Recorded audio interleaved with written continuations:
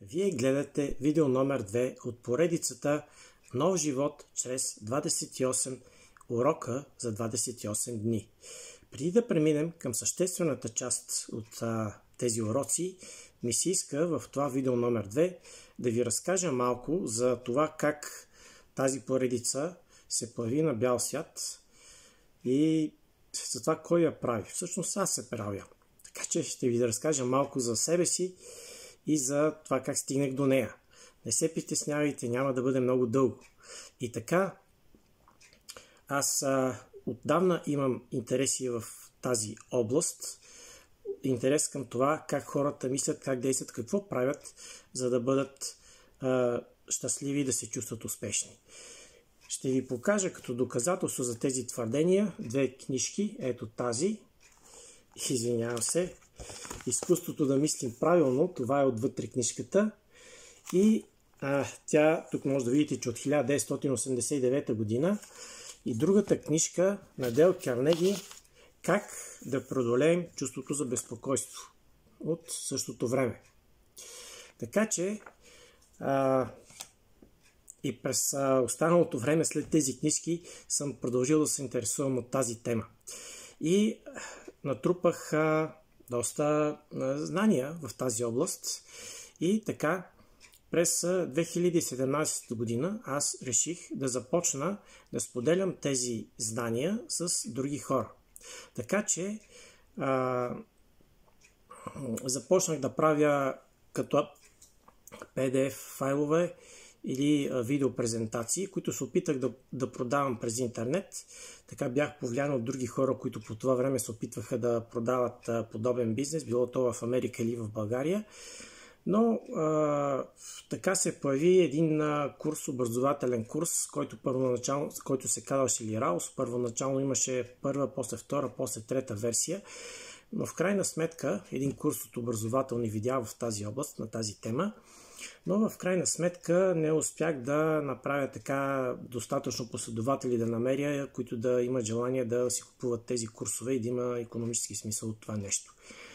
Така че по-късно имаше един период, когато опитах да правя сайт на английски език на тази тема, но и него го затворих.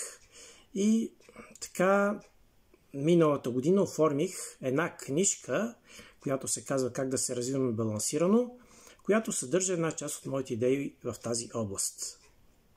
Но днес няма да говорим за тази книжка, за това, че опитвайки се всъщност все пак да намеря повече хора, които да имат желание да си купят тази книжка,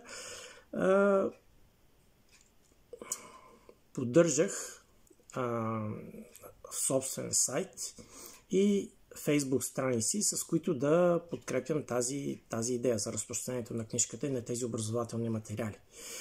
Само че съвсем наскоро се случи един гаф, така че Facebook ми блокира личния профил.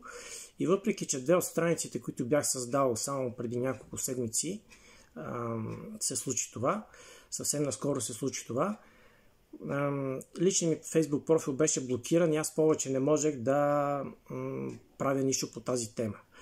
Така че в рамките на ден-два взех решение, направих си нов личен Facebook профил на мен, на Румен Кръстев. И също така, още на следващия ден направих една нова Facebook страница, която се казва Нов живот чрез 28 от 28. Така че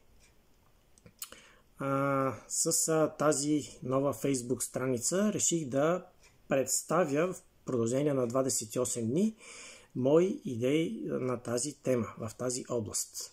Как ние хората мислим, действаме, как правим нещата така, че в крайна сметка да сме доволни от живота си и да се чувстваме добре. И така, аз ви разказах моята история, вече вие разбрахте как тази страница се появи, горе-долу каква информация ще има на нея през следващите 28 дни. И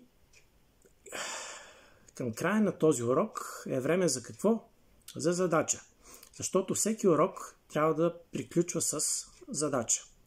За да може това, което изпълнявайки задачата, по-добре да усвоим това, което сме разбрали от съответния урок. И така, задачата, която имаме, която има за вас днес, която трябва да направите, е да отворите телефона си, да го включите на видео. Може, ако искате да намалите разделителната способност, за да не взема много памет в това видео.